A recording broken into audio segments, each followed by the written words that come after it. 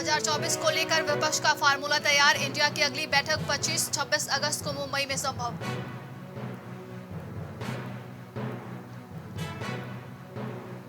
नौ अगस्त से शुरू होगा मेरी माटी मेरा देश अभियान। सीएम योगी ने अधिकारियों के साथ की समीक्षा बैठक। बढ़ते जा रहे आई फ्लू के मामले, स्कूली बच्चों में ज्यादा फैल रहा है संक्रमण। एनएचएम ने जारी की एडवाइजरी।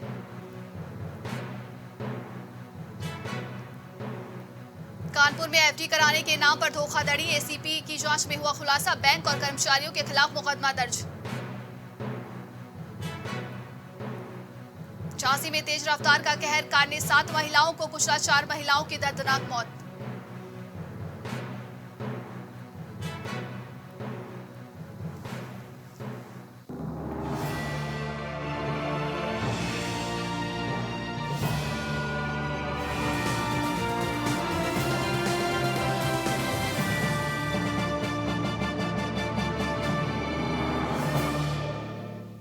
नमस्कार, आप देख रहे हैं प्राइम टीवी और मैं हूं आपके साथ नंदिनी यादव। वक्त हो गया है उत्तर प्रदेश की बड़ी खबरों का रुख कर लेते हैं खबर की ओर। कानपुर में सुरक्षित माने जाने वाले बैंकों में भी अभी जनता की गाढ़ी कमाई सुरक्षित नहीं है। पनकी थाना क्षेत्र में बने यूको बैंक में ग्राहक की एफडी कराने के नाम पर 35 लाख की धोखाधड़ी हो गई। पीड़ित की तहरीर पर पनकी थाने के एसीपी ने जब जांच की तो धोखाधड़ी का मामला सामने आया, जिसके बाद बैंक और कर्मचारियों के खिलाफ मुकदमा दर्ज कर लिया गया है और आगे की जाँच की जा रही है। थाना पनकी में एक सूचना प्राप्त हुई कि एक वरिष्ठ नागरिक श्री भगवान दास अवस्थी, उनके द्वारा बैंक के अधिकारियों से मिलकर 35 लाख रुपए की एफडी उनके बैंक में कराने के लिए दिया गया था, किंतु बैंक कर्मचारियों ने उसकी एफडी ना करके उस पैसे का गबन कर लिया। इस संबंध में एसीपी पनकी के द्वारा पहले जांच की गई और जांच में प्रथम दृष्टया आरोप के सही पाए जाने पर इसमें सुसंगत धाराओं में अभियोग पंजीकृत करके विवेचना की जा रही है। खबर प्रयागराज से है, जहां आई फ्लू बच्चों और बड़ों को तेजी से अपनी चपेट में ले रहा है। मोतीलाल नेहरू मंडलीय चिकित्सालय में अचानक से मरीजों की संख्या बढ़ गई। अस्पताल में रोजाना लगभग 200 के आसपास ओपीडी में मरीज पहुंच रहे हैं, जिसमें सबसे ज्यादा मरीज कंजक्टिवाइटिस से पीड़ित हैं। इस बीमारी में सबसे ज्यादा बच्चे संक्रमित हो रहे हैं। इस समय हमारी रूटीन ओपीडी में लगभग 200 से 250 मरीज पर डे आ रहे हैं, जिनमें से 80 से 90% मरीज जो है वो आई फ्लू के हैं, जिसको हम वायरल कंजंक्टिवाइटिस कह सकते हैं। और पेशेंट जो आ रहे हैं उसमें हर एज ग्रुप के आ रहे हैं, ख़ास तौर से स्कूल में पढ़ने वाले बच्चे या फिर छोटे बच्चे। ये अच्छी बात ये है इस डिजीज़ के साथ कि ये सेल्फ लिमिटिंग है। ये करीब 5 से 7 दिन में ये अपने आप सेल्फ रिकवर हो रही है। और हम लोग जो ट्रीटमेंट कर रहे हैं वो अधिकतर सेकेंडरी प्रिवेंशन के तौर पे एक तरीके से प्रिकॉशनरी कर रहे हैं कि इसमें सेकेंडरी इन्फेक्शन कोई और ना होने पाए। मेरे आँख में बहुत दर्द हो रही है और आँख में पानी भी है, आँख लाल हो रही है। कल दोपहर से ये हो रहा है और मेरे घर में एक छोटे भाई था, उसको भी ऐसे ही हुआ था। बदलते मौसम के साथ ही आई फ्लू बच्चों और बड़ों को तेजी से अपनी चपेट में ले रहा है, जिससे अस्पतालों में आंखों में संक्रमण से बीमार होने वाले मरीजों की संख्या बढ़ गई है। वहीं ग्राउंड जीरो पर जाकर प्राइम टीवी के संवाददाता ने स्वास्थ्य विभाग का हाल जाना है। संक्रामक रोगों की रोकथाम के लिए लगातार स्वास्थ्य महकमा अभियान चला रहा है। सीएमओ के साफ निर्देश हैं कि संक्रामक रोगों की रोकथाम में किसी भी प्रकार की लापरवाही ना बरती जाए। ज्यादा बातचीत करने के लिए हमारे साथ मौजूद हैं जनपद उन्नाव के सीएमओ सत्यप्रकाश जी। उनसे बात करेंगे और जानने का प्रयास करेंगे आखिर किस तरीके से अभियान चलाया जा रहा है। सर, लगातार संक्रामक रोगों के मामले जनपद उन्नाव में देखे जा रहे हैं। फ्लू के भी मामले जनपद उन्नाव में सामने आए हैं। इससे पूर्व भी डेंगू के भी कुछ मामले आ चुके हैं। किस तरीके से आप द्वारा रोकथाम चलाया जा रहा है? संक्रामक रोगों पर नियंत्रण के लिए जनपद उन्नाव सहित पूरे प्रदेश में संचारी रोग नियंत्रण अभियान 1 जुलाई से चलाया जा रहा है, जो 31 जुलाई तक चलेगा। साथ ही दस्तक अभियान भी 17 जुलाई से 31 जुलाई तक चलाया जा रहा है। इस अभियान में हमारे फ्रंटलाइन वर्कर्स, हमारी आशा, आंगनवाड़ी, ये सब घर घर जा रहे हैं, सोर्स रिडक्शन की कार्रवाई कर रहे हैं। अगर किसी घर में मच्छर जनित स्थितियाँ पाई जा रही हैं या लार्वा पाया जा रहा है तो जिस कंटेनर में है उसको कंटेनर को खाली किया जा रहा है।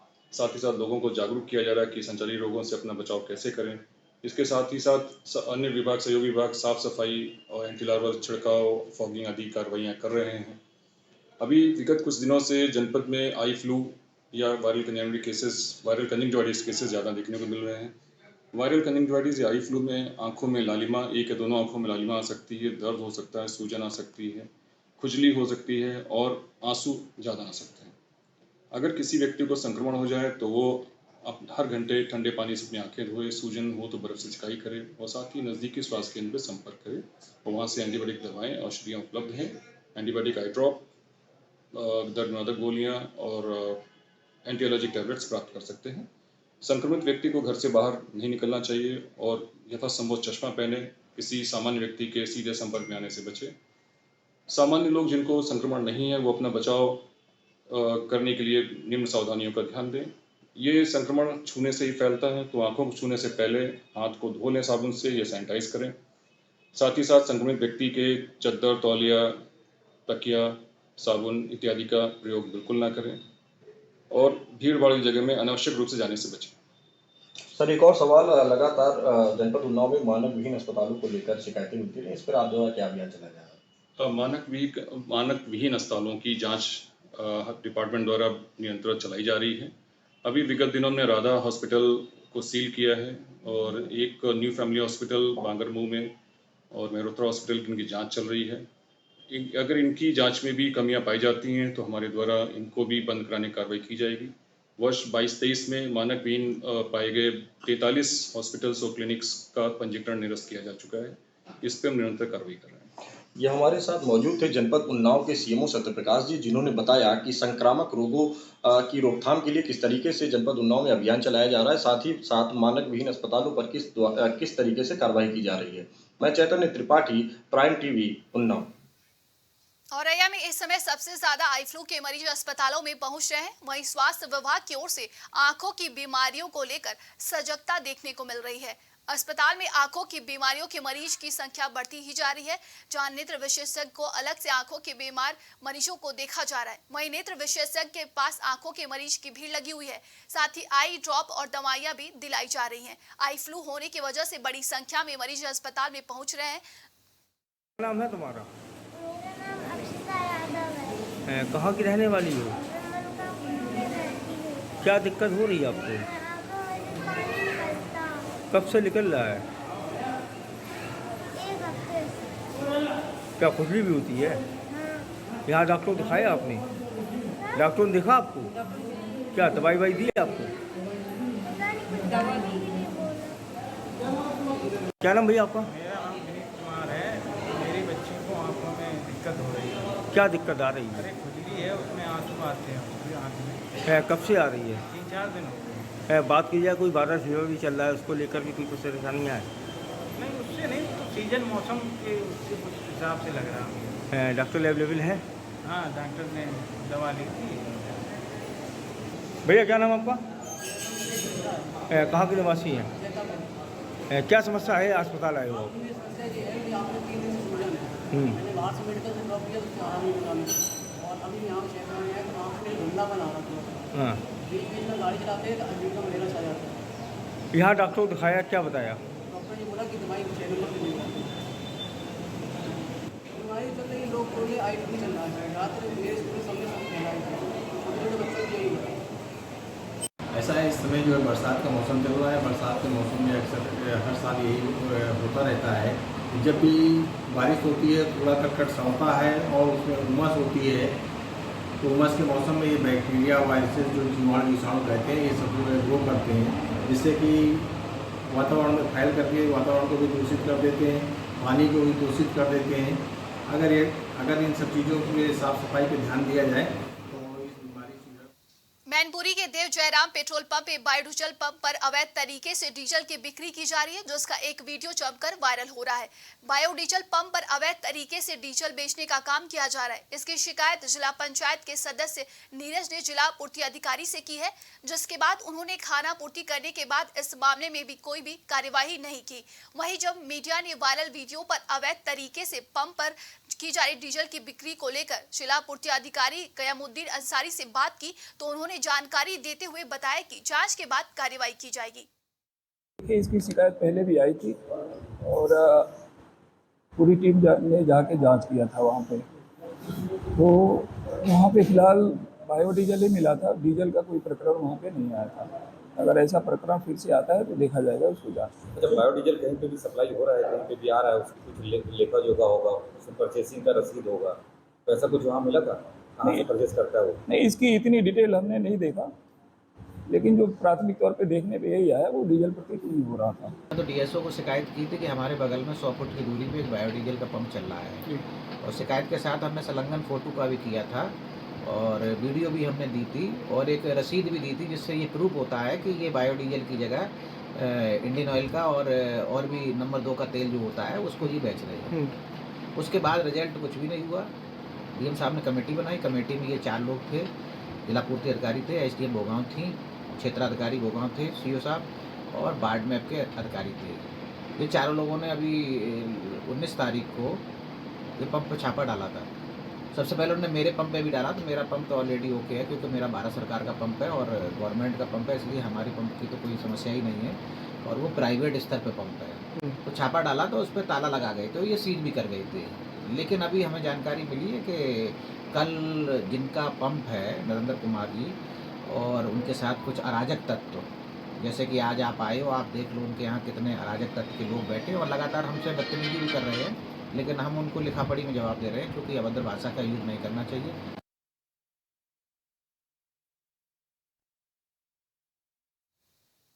लखनऊ पुलिस ने तांत्रिक बनकर महिलाओं से टप्पेबाजी करने वाले गिरोह से 4 लोगों को गिरफ्तार किया है। गिरोह के लोग उत्तराखंड से सफर शुरू करते हुए बाइक से कई राज्यों में जाकर टप्पेबाजी की घटनाओं को अंजाम देते थे। बीते दिनों में इन्होंने लखनऊ में भी तांत्रिक बनकर महिलाओं से टप्पेबाजी की वारदात को अंजाम देकर गहने और कीमती सामान लेकर फरार हो गए थे।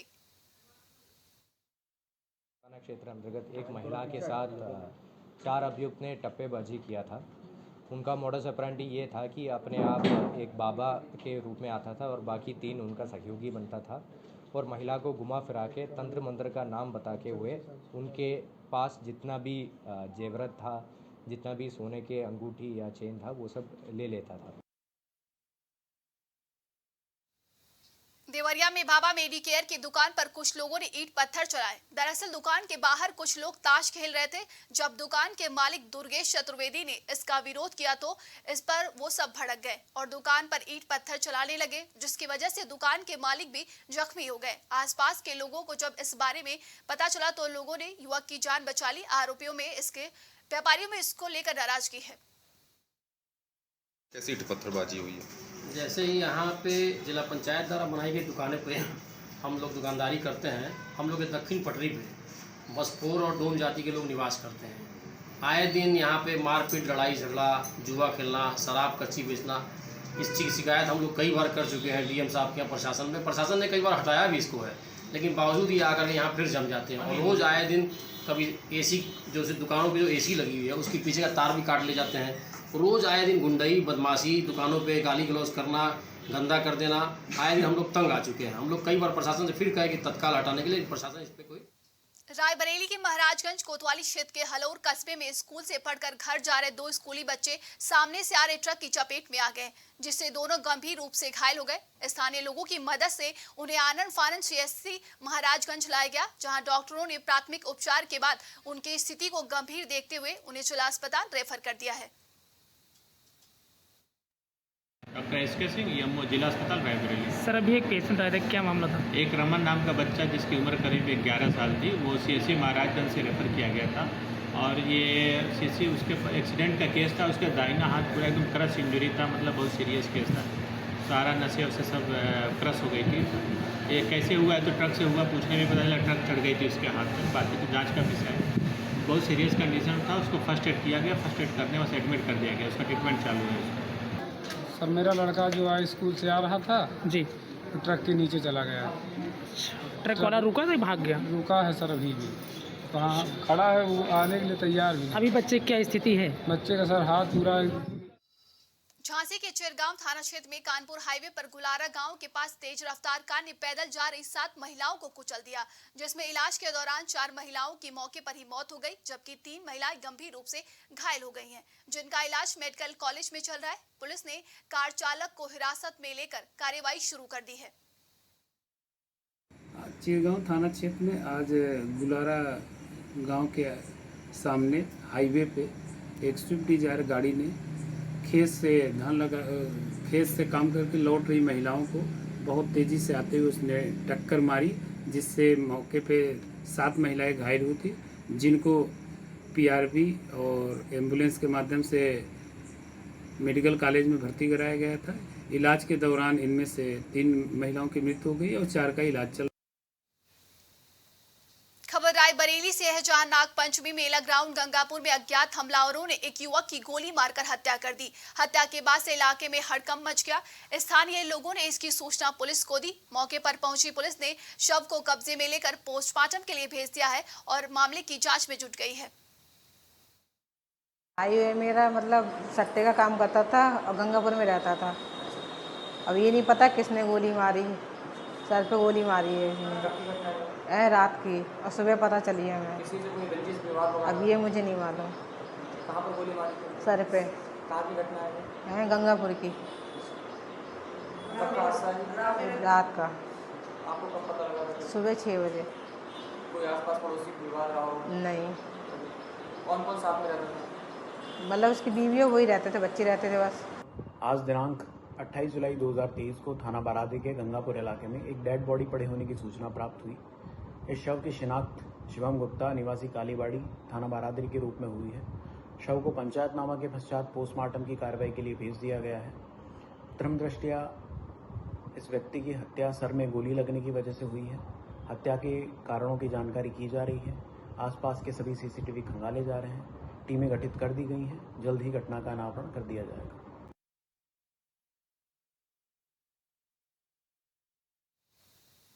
औरैया में महिला की हत्या किए जाने का आरोप लगाते हुए परिजनों ने तहरीर दी है। पुलिस को दी गई तहरीर में आरोप लगाते हुए मायके पक्ष ने जानकारी देते हुए बताया कि उसने अपनी बहन की शादी साल 2011 में किया था। वहीं ससुराल वालों ने फोन किया था और बताया कि उसकी बहन की हालत खराब है, जिसके बाद इस पूरे मामले की जानकारी पुलिस को दी गई। सूचना पर पहुंची पुलिस ने जांच पड़ताल करते हुए शव को पोस्टमार्टम के लिए भेज दिया है। फिलहाल पुलिस मामले की जांच में पड़ताल करने लगी है और वहीं पर पुलिस ने शव को पोस्टमार्टम के लिए भेज दिया है। ये मेरी बुआ जी हैं, इनको जमीन के लालच में इन लोगों ने मारपीट करी और उसके बाद लटका दिया। किन लोगों ने? और ये हमारे बुआ के हस्बैंड है फूफा जी, इनको बुआ ने फूफा ने बुआ को लटका दिया। कहाँ के निवासी हैं? ये निवासी प्रतापपुर के हैं। हमारी बुआ फरीदापुर की रहने वाली है। कितनी उम्र होगी बुआ की? बुआ की इसमें 35 साल है। आपको सूचना कैसे मिली? क्या हमको उन्होंने फ़ोन किया। फ़ोन करने के बाद हमको जानकारी नहीं बताई, पर चाचा इन्होंने मुझसे चाचा का नंबर बताया। चाचा को जब फ़ोन किया तब चाचा ने मुझको फ़ोन किया, तब हम यहाँ पर निकले। यहाँ पर जब मैंने मना किया, मिट्टी मत छूना, इन लोगों ने जानबूझ को टाल दिया।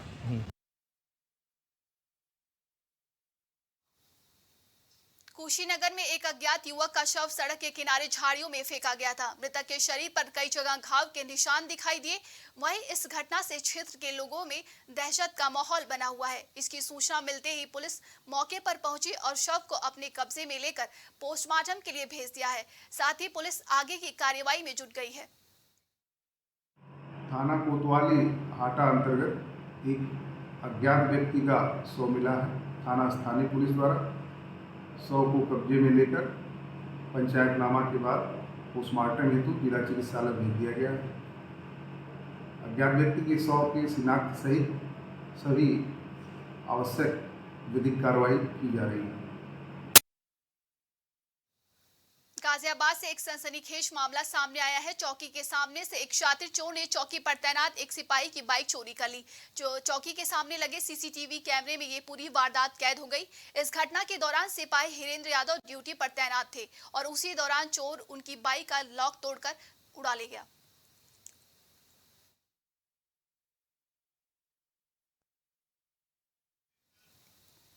अभी के लिए उत्तर प्रदेश की खबरों में बस इतना ही। देश दुनिया की तमाम खबरों के लिए देखते रहिए प्राइम टीवी।